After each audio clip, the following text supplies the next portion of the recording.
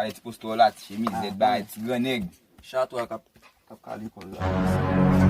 Yo, sa kon pase la men. Sa gen fwe. An ti bouzen bay men.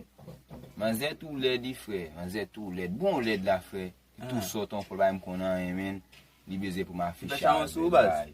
Non li beze an ficha avem. Nan m get sma dem mwen bay, ma pull up avel. Ou man zè kwa zè ou sa gen la men. Na sa di man zè?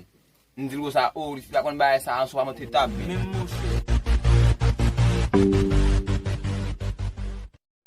Zwa sa ou sou moun yo ba? Oh, men wal bay? Gen la wal bay? Gen wal ba? Mba jan mwen non? Non. Bayan. Bayan la men. Non, m so aliz men non. Tine pou nan min bien raje, ki bayan la men. Elem pou son ploy ou, nye pou li bos pasyon ou yon. La pou son ploy ou la. Wap mwen la yon moun. Ou la di ou, ou yon pa?